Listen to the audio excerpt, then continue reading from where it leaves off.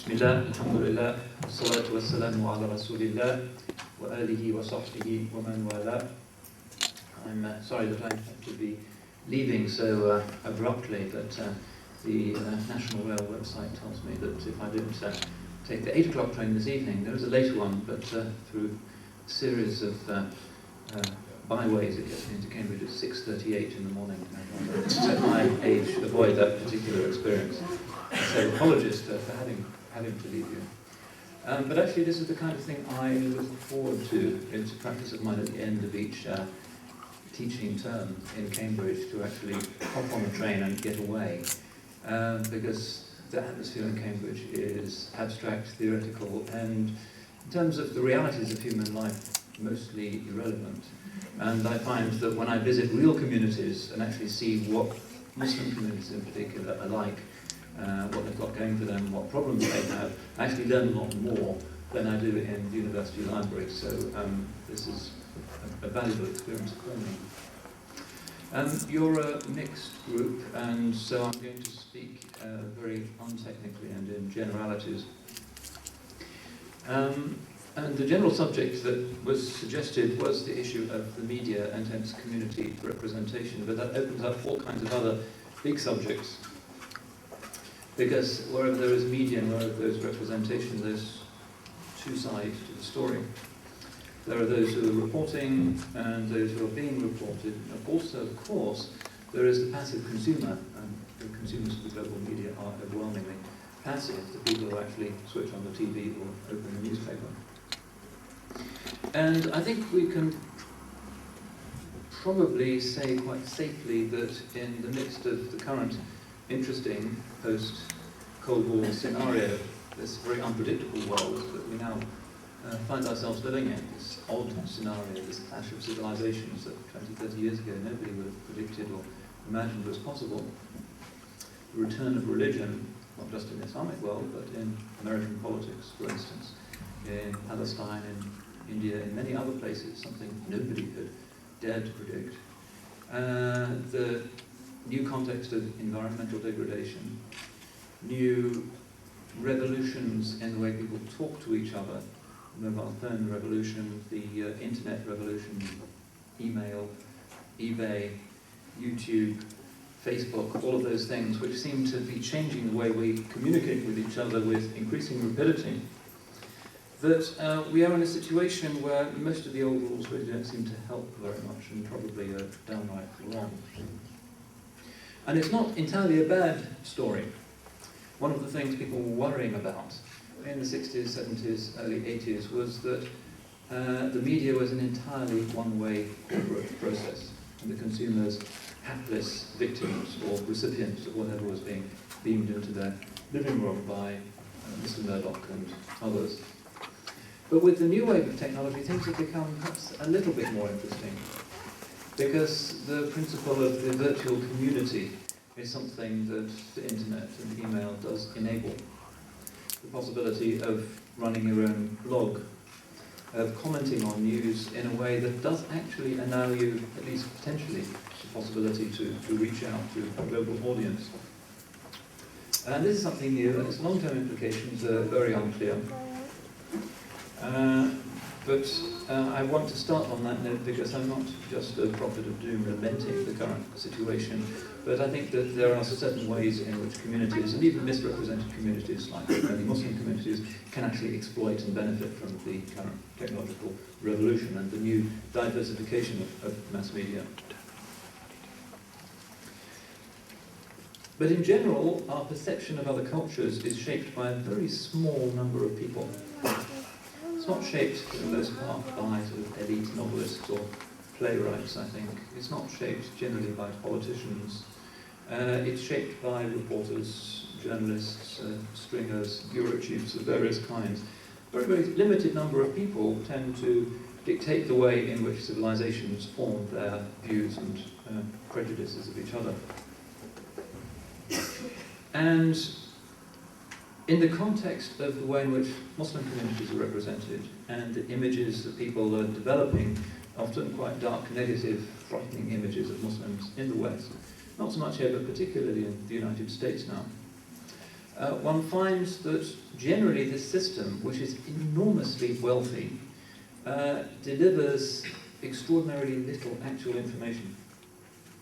During the American invasion of Iraq, I was staying at a hotel in Qatar, which was the hotel used by CNN. All CNN were doing was turning up to Tommy Frank's press conference every morning and asking him one question, an obvious question, like, do you agree that our troops are the bravest in the civilized world? It was that kind of level of discussion. And they had 80 rooms at this 5-star hotel, just for the infrastructure that enabled them to ask that one question.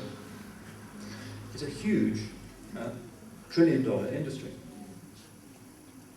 But with all of this reporting and people consuming thousands of hours of TV news and reading lots of newspapers, how much at the end of it do people actually know? And on what basis do they understand the situation? And in particular, what do they actually know about the Muslim world, what Muslims want, what they think of the West, what their aspirations are, what they think of democracy, human rights, women, all of those issues. Despite all of this endless consumption that we inflict upon ourselves every evening, 9 o'clock news and Newsnight and who knows what else on the web, most people don't actually seem to know very much. It's an age of mass information, but also of mass ignorance. Less so here than in the United States, but still quite acute. And I find this amongst my students. Students in Cambridge are supposed to be the creme de la creme of elite England. And in practice, I find when I start teaching them Islamic studies, the ABC of what the religion is, they don't know anything. What's the difference between the Sunnis and the Shia? You watch the news, what do you know? They haven't got a clue. What are the names of the 2 major Muslim scriptures? They didn't know there were 2. Is Islamic law a single unified body of law, or is it lots of different opinions? They don't really know. What does Islamic law really say about divorce, inheritance, marriage, polygamy? They don't really know. They've heard a few stories about what the Taliban want, and is that the answer that I'm looking for? It's actually pretty depressing. In our information age, we get very little information. Even if the journalists try, it generally doesn't get across. And I'm endlessly trying to talk to journalists who say, well, we want to inform, but generally we find if people are given real information, they immediately switch over because they get confused. And the biggest problem of all, they tell me, is trying to persuade your average viewer that the religion has a leadership. Everybody knows who the Pope is. Everybody knows in this country generally who the chief rabbi is, the Archbishop of Canterbury. These are public figures. Who speaks for Islam? Is it just a mass of faces on the streets of Gaza shouting, or is there somebody who legitimately represents it? Most people here still don't know. And that has very negative consequences, particularly since many people in the West want to know, do they all want to kill us? And increasingly with the march of the far right, the BNP, and much stronger movements on the European continent, that's becoming a kind of killer issue for society. In Holland, it's really turned one of the most liberal societies on earth into a playground for all kinds of neo-Nazis and anti-immigration fanatics who've popped up, getting 30% of the vote almost from nowhere overnight. Become one of the big issues for the future of Europe and the future of European liberal democracy and human rights and pluralism. It's a very live issue. Why don't people know? Well, the reality is that Islam does have a leadership. And the reality is that the leadership is against the crazy people in the mountains in the northwest country of Pakistan who want to blow up the world, apparently.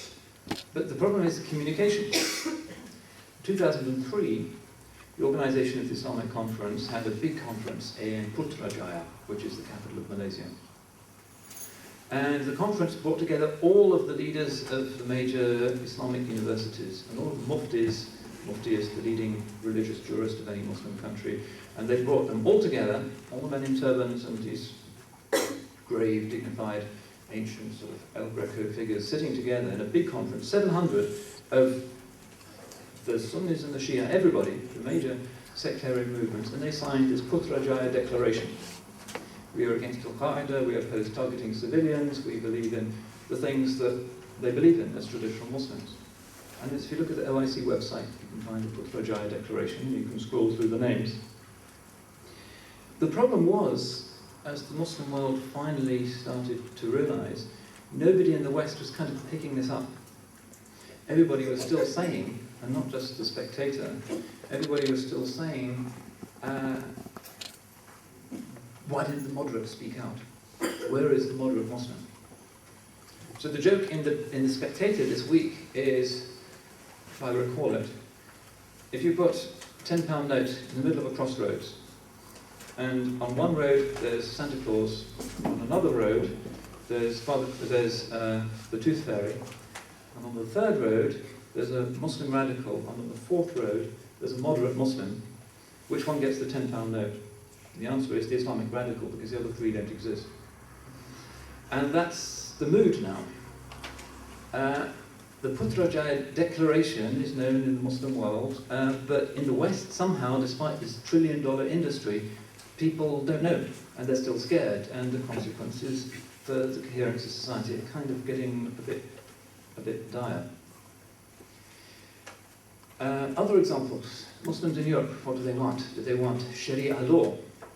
The Archbishop of Canterbury thought, well, maybe that can be integrated into British law. That's not an initiative that's come out of the Muslim community. It's something that he was kind of playing with as an academic. No major Islamic organization in Europe has actually requested that. So what do Muslims think? What do they want? What is their relationship to the European reality? What do they think of European values? What is their attitude to citizenship, serving in armed forces, being part of normality? Well, again, the Muslim leaders got together this time 2 years ago in Istanbul and signed another declaration, the Topkapi Declaration, symbolically done in the site of the Ottoman Empire's Holy of Holies, the Prophet's Mantle's Pavilion, in the Caliph's Palace in Istanbul. A lot of media hoopla, and actually the media didn't know what to do with it. The Economist ran half a column, but nobody else, as far as I could see, was going to pick this up. Despite the fact that there was a considerable budget for sending out press releases, for inviting journalists, and the journalists did come, somehow they didn't run with it and it didn't get through. But you can look at the Topkapi Declaration on the internet, and I suppose a few thousand people have done that.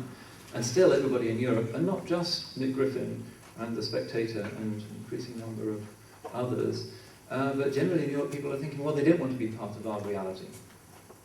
They want to be